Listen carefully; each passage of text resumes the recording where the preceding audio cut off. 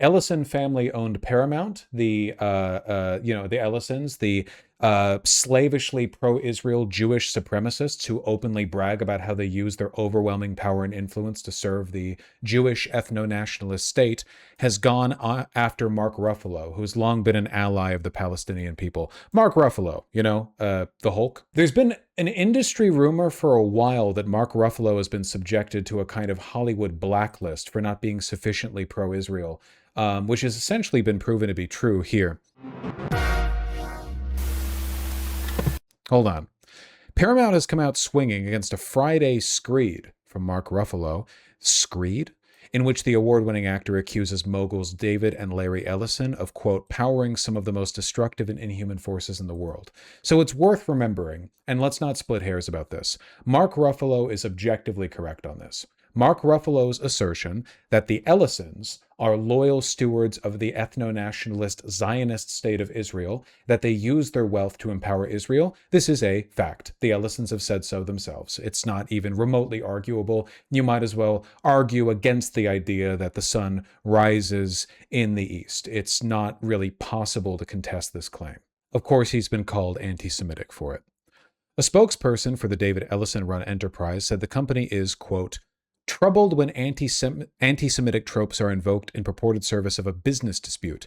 Words like genocide and apartheid applied to a corporate transaction aren't just wrong, they're a bridge too far. ChatGPT. These Zionist freaks are so insincere they can't even have their advocates write their own fucking fake anti-Semitism accusations.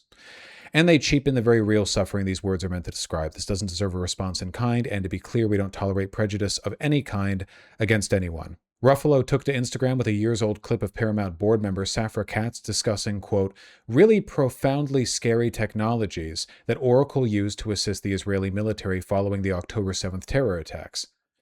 That 2023 event saw Hamas and other Palestinian militant groups called October 7th, haven't heard of her, thank you. Ruffalo referred to Larry Ellison as a classic oligarch and warned of the danger of his son's bid to combine Paramount with Warner Brothers Discovery.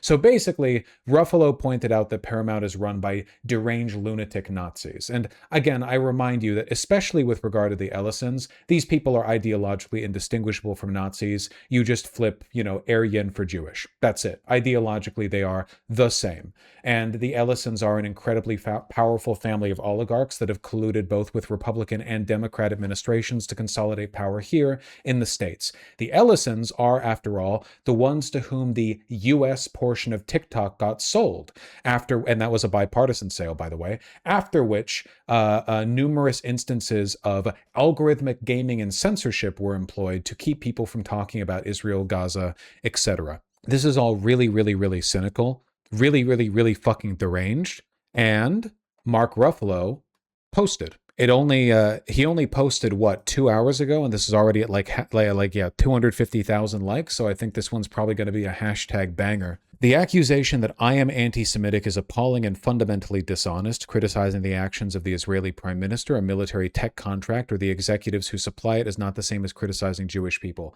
So again, I've said before that Zionists know how to do nothing other than browbeat, that their accusations are fundamentally dishonest. Did you guys see the recent interview or perhaps podcast appearance where the Israeli manager of diaspora affairs said that people in the West don't care about anti-Semitism, so they're going to pivot to disingenuous accusations of the threat of Islam in order to convince people? Did you guys see that? Remember, the people who make these accusations, you are anti-Semitic for opposing Israel, they all know they're lying. Every single one of them without exception. In order to believe the Zionist dogma they regurgitate, you have to be genuinely mentally ill. And again, I'm really not exaggerating here. To believe the shit that Zionists say about Israel, you would need to have a functionally impaired brain. There are too many open inconsistencies, too much hysteria. It basically demands that everyone be like Eve Bartlow, we read a free parking sign is free Palestine. The Jews are tired. That woman, you have to be like that in order to actually believe the shit they want you to believe. So after years and years of dogmatism, Zionists are increasingly realizing that their old stick, you're an anti-Semite if you ever dare criticize Zionists, Israel, or the people who serve it, is not working. So they are shifting into more open Islamophobia. This is best characterized by the attacks on Abdul al-Sayed, the Democratic Michigan Senate candidate, who, if you guys will remember, I very recently covered a video in which a Democratic consultant said the reason he could never vote for Abdul al-Sayed was because of 9/11. Do you remember that? עם האגף השמרני האמריקאי והאירופי, נגד האסלאם הקיצוני ונגד האחים המוסלמים. זה צריך להיות האסטרטגיה. כי כאן יש לנו בעצם בסיס משותף שהוא לא לבוא This Israeli minister is saying that it is no longer working to accuse, us non-Jews of anti-Semitism for every criticism of Israel. So instead he should focus on, or they should focus broadly as a propagandistic effort on attacking Islam, radical Islam, that old card, like that's not fucking 25 years old. They literally want to start race wars in our countries for their own settler colonialism. In fairness, we've done the same thing abroad plenty of times. Fomenting race wars in a foreign population to divide and conquer is a classic imperial strategy. It's not even remotely surprising that Israel would be pulling it with us. If it means less disingenuous accusations of anti-Semitism, I suppose I'm all for it, because Islamophobia is already a heavily consolidated subject. Seriously, though, have you guys seen this bit with Michael LaRosa, the one where he said he could never vote for Abdul al-Sayed because of 9/11? Just like an unbelievable, shockingly fucking racist thing to say. You've seen this, right? This is, again, a Democratic operative. This guy was working with the Democrats for years and years and years. And he's just asked, why won't you support Abdul al-Sayed? And that's his answer. But I could never support al-Sayed for a couple of reasons. One, there's certain things that do transcend politics, that do transcend parties. And that's okay. That's what I was saying. Vote blue no matter who. The problem with that is who still matters. At least it matters to me. And I just come from a time when I watched people jumping out of windows on 9/11, 70 miles from when the towers were falling. Nothing in this conversation had anything to do with 9/11. Nobody mentioned 9/11. This is literally just because Abdul al-Sayed is a Muslim. Just incredibly shocking. But remember, essentially every mainstream Democrat, basically all of them, were given the marching orders to accuse everyone of being anti-Semitic if they didn't support Israel. Across the board, the DNC establishment fell in lockstep, and they saluted Capitol, and they said, yes, sir. Anybody who has a problem with rabid ethno-nationalist neo-Nazis like the Ellisons controlling and owning everything and dictating policy, those people are anti-Semites. Why would mainstream Democrats not fall for this line too? Like, they're serving the same masters. Capitol, international capital, demands that Israel be defended as a wedge, as a slate of interests for global capital. They will say or do anything to defend it. I tried telling Abdul al-Sayed to not do 9/11, that it would hurt him in future senatorial races. That was kind of a nasty move on his part for sure. Wasn't great. Anyway, going back to Mark Ruffalo. I think this is going to this is going to backfire for the Ellisons, because people are, like, let's just be real here. People are sick of being told they're anti-Semitic for no reason. Everyone's tired of it. Nobody buys this shit. People barely bought it a couple years ago. Nobody buys it now. Everyone's tired of it. Everybody who's even remotely politically involved has been accused of being anti-Semitic for issuing even the most unambiguous, obvious, objectively correct statements. Even the most mild denunciations of the most evil behavior imaginable on Israel gets you dogged by a combination of insincere liberals, Indian-run bot accounts, and conservative blue checks. All of them know that they're lying, or they're robots, so it doesn't really matter. Everyone's sick of it. Nobody believes it. Nobody believes accusations of anti-Semitism anymore, which is exactly the media environment that allows actual anti-Semites like Candace Owens or Tucker Carlson to say the truths that nobody's willing to hear about Israel. It's bad and AIPAC has disproportionate control over our politicians, thus giving a layup to actual anti-Semites who get to win brownie points for saying obvious shit everybody knows, This critical and necessary dialogue is then dishonestly framed as being anti-Israel. To be clear, my views come from my own political convictions and should never be interpreted as hostility towards Jewish people, for whom I have deep love and respect. It's a humiliation ritual, by the way, to even need to come out and say all of this. Like the idea that any criticism of the DNC establishment and its obsession with disingenuous race baiting means you have to come out and say that you're not racist or whatever. The whole point, the liberals who push you into this position are giggling. They're in the background giggling, you know? The neoliberals who understand that they've lost the battle, that America is raped forever and they have no solutions, they love wasting your time with this. Ooh, look at him having the issue. Look at him saying he's not an anti-Semite because he was accused of being one by, checks notes, the fucking Ellisons. Ah, hey, Medi-san. Will you cover the fucking crazy video of Van Jones regarding Gaza? Why? Van Jones, like all of them, are just paid operatives of capital. They have no sincere beliefs and they all know they're lying. So Van Jones did a video where he was standing next to an actual Israeli operative, looking at like AI videos no one ever seen before and saying shit like, look at all the AI coming out of Gaza. You have to be careful about what you see in Gaza. Meanwhile, just a couple of days ago, Israel finally admitted to slaughtering that 5-year-old girl in front of an ambulance. What was her name? Pardon me, I can't keep in my mind the name of every child Israel's shot to death. What's her name?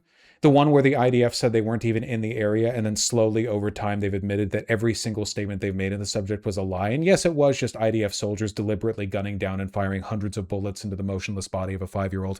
Rind Hijab, thank you. Yes, that one. They finally admitted to that one. Like every other atrocity committed by Zionists, they lie and lie and lie and lie until eventually it doesn't even matter when they finally admit it. The Nazis did the same thing, of course. What you're seeing right now did not happen. This also didn't happen.